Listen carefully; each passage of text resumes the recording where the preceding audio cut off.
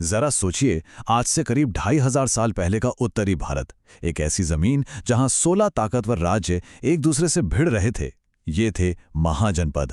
और इन्हीं के बीच था मगध, जो बहुत जल्द बाकी सबको रौंद कर भारत का पहला महान साम्राज्य बनने वाला था। लेकिन आखिर ये हुआ कैसे?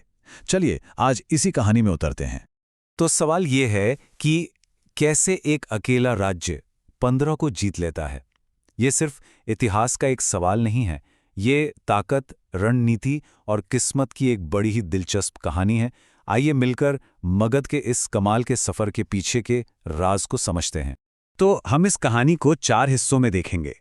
पहले हम उस दौर के सभी खिलाड़ियों को जानेंगे, फिर समझेंगे कि मगध के पास ऐसा क्या खास था। उसके बाद देखेंगे कि साम्राज्य बना कैसे, और आखिर में जानेंगे कि ये सब मौर्य साम्राज्य की नींव कैसे बना। तो चलिए सबसे पहले उस दौर में चलते हैं, उस दुनिया में जहां मगध ने अपनी कहानी शुरू की थी। ये वो दौर था जब भारत में दूसरा शहरीकरण हो रहा था, मतलब लोग गांव से निकलकर बड़े बड़े शहर बसा रहे थे। इस बदलाव ने व्यापार, राजनीति, समाज सब कुछ बदल कर रख दिया, और इसी उथल पुथल के बीच भारत के पहले बड़े राज्य उभर रहे थे। एक नई दुनिया बन रही थी। उस वक्त का समझिए एक तरह का गेम ऑफ थ्रोन्स चल रहा था। कोसल, अवंती, वत्स और मगध जैसे कई ताकतवर खिलाड़ी मैदान में थे। हर कोई अपनी ताकत बढ़ाने में लगा था, और शुरुआत में मगध भी इनमें से बस एक था। किसी को अंदाजा नहीं था कि ये कहानी कहाँ जाने वाली है। और पता है, राजनीति भी बड़ी मजेदार थी। एक तरफ थे मगध, कोसल जैसे राजतंत्र, जहां सारी ताकत एक ही राजा के हाथ में होती थी। तो दूसरी तरफ थे वज्जी और मल्ल जैसे गणसंघ, जहां लोग सभाओं में मिलकर फैसले लेते थे। तो माहौल काफी दिलचस्प था। अब बात करते हैं उस सबसे बड़े राज की, जिसने मगध को बाकियों से बिल्कुल अलग बना दिया। और ये राज किसी राजा की तलवार में नहीं, बल्कि मगध की जमीन में ही छिपा था। देखिए, मगध के पास एक तरह का जैकपॉट था। एक तो गंगा के मैदान की उपजाऊ जमीन, मतलब खाने पीने की कोई कमी नहीं। इससे एक बड़ी सेना को खिलाना पिलाना आसान था। फिर थी नदियां, जो व्यापार का हाईवे भी थीं और दुश्मनों से बचाने वाली दीवार भी। पहाड़ियों ने राजधानी को एक नेचुरल किला बना दिया था। और सबसे बड़ी ताकत जमीन के नीचे छिपी थी, लोहा, जिसने उन्हें उस युग के सबसे घातक हथियार दिए। देखिए, उस जमाने में नदियां आज के नेशनल हाईवे जैसी थीं। जिसके पास नदियों पर कंट्रोल, उसके पास व्यापार पर कंट्रोल, पैसा और ताकत दोनों। और मगध ने इस पावर का पूरा पूरा फायदा उठाया। सोचकर देखिए, जब आपका घर ही, आपकी राजधानी ही पूरी तरह से सेफ हो, तो आप बाहर दुनिया जीतने की सोच सकते हैं ना। मगध की पहली राजधानी राजगृह के साथ बिल्कुल यही था।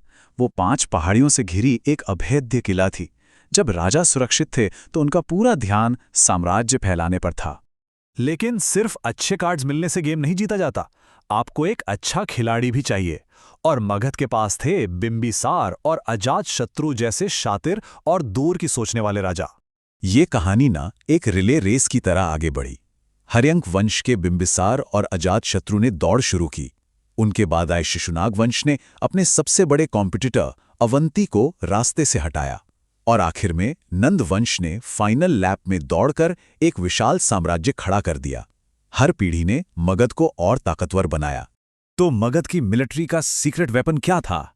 एक शब्द में, लोहा। जी हां, आयरन। ये उस दौर का सुपर वेपन था। जब बाकी राज्य पुराने हथियारों से लड़ रहे थे, मगध की सेना के पास लोहे की धारदार तलवारें और भाले थे। और यकीन मानिए, जंग के मैदान में इससे बहुत बड़ा फर्क पड़ता था। ये उस जमाने की हाईटेक जंग थी। राजा अजातशत्रु ने वज्जी संघ को हराने के लिए, सोचिए, 16 साल तक लड़ाई लड़ी। और इसमें उन्होंने महाशिलाकंटक जैसे नए नए हथियारों का इस्तेमाल किया। ये एक तरह की बड़ी सी गुलेल थी, जो पत्थर फेंककर किलों की दीवारें तोड़ देती थी। मतलब मगध सिर्फ ताकत से नहीं, टेक्नोलॉजी से भी लड़ रहा था। और फिर आए नंद। उन्होंने तो मगध के सारे रिसोर्सेज को मिलाकर एक ऐसी प्रोफेशनल आर्मी खड़ी कर दी जिसका कोई मुकाबला ही नहीं था। वो उस जमाने के असली सुपर पावर बन गए, जिसने लगभग पूरे नॉर्थ इंडिया को अपने कंट्रोल में ले लिया। बस इस एक नंबर पर ध्यान दीजिए, 6000। नंदों की सेना में 6000 जंगी हाथी थे। जरा कल्पना कीजिए उस सीन की, जब ये हाथियों की फौज दुश्मन की तरफ बढ़ती होगी तो क्या खौफ का मंजर होता होगा। ये सिर्फ आर्मी नहीं थी, ये एक चलता फिरता किला था। लेकिन इतिहास का नियम है, हर बड़े साम्राज्य का अंत होता है, और नंद साम्राज्य का अंत एक उससे भी कहीं बड़े साम्राज्य की शुरुआत बना। असल में देखें तो नंदों ने आने वाले मौर्य साम्राज्य के लिए पूरी जमीन तैयार कर दी थी। उन्होंने छोटे छोटे राज्यों को खत्म करके एक बड़ा सेंट्रलाइज सिस्टम बनाया। मतलब उन्होंने एक ऐसी इमारत की नींव रख दी थी जिस पर चंद्रगुप्त मौर्य को बस एक शानदार महल बनाना था।